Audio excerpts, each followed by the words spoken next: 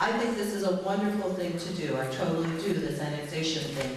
But it shouldn't cost me and the people and students that we represent as Ann Arbor Board of Trustees $1 more. Because we are, again, doing something that is so needed. And the state wants us to do it, then pony up for it. Because, again, I don't think we should put it on the backs of our taxpayers. We have worked hard in Ann Arbor to get the programs, the right people in place. We know we fight this every year with the budget, guys, you know that. So, hey, you're asking the group of people, the legislators are asking us to, again, sidestep, if you will, off of our plan. A big distraction, a big drain on resources. I want you guys to be bold, again, looking at our legislators, and I haven't forgotten Gretchen on this either.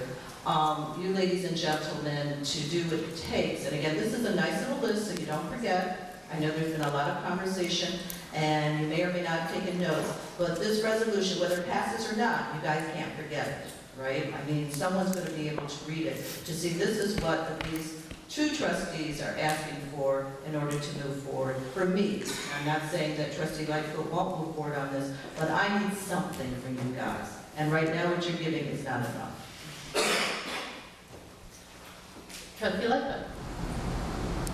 All along, however, I've been saying this needs to be a win-win for both Ann Arbor and Whitmore Lake.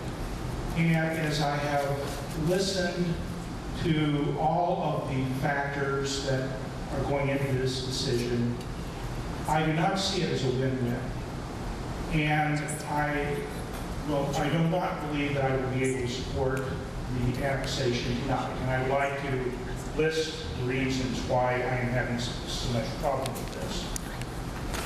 First, I am dismayed by the extremely compressed timeline under which this is taking place and the lack of clarity on some very, very critical issues.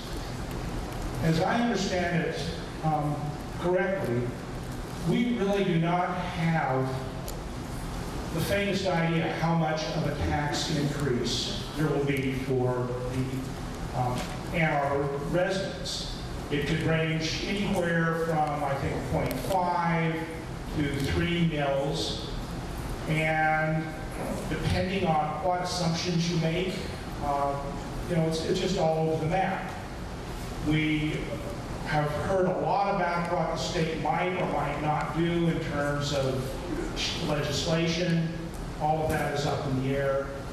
We are just scrambling for facts, and I think that the amount of time that was spent at the meeting tonight really grasping for straws to try to explain the impact illustrates the difficulty in voting on a resolution tonight to annex the district and to move forward with putting that on the ballot for this November.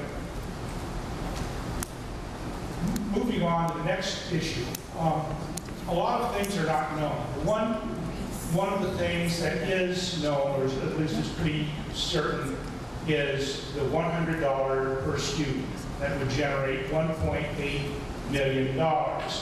I share Trustee Lightfoot's concern that they say this is going to go, the $100 will continue for as long as the grass shall grow and the wind shall blow, but I've seen this happen before, and I have a very long memory when it comes to the loss of the 20J fund. So, but even assuming that it does, of that $1.8 million that we get, $1.4 million will go off the top to increase salaries and benefits for the current Whitmore Lake staff. Now, I do not begrudge them a pay raise. I am not saying they don't deserve it. I would like to give them a pay raise. I would like to give our teachers a pay raise. But the fact is that if we go forward with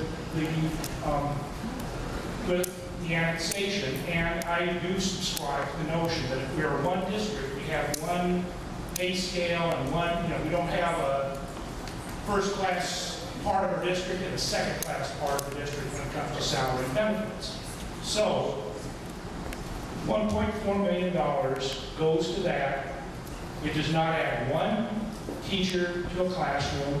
It does not change the curriculum in any way. It does not improve the outcome for any of the students. It's just a cost.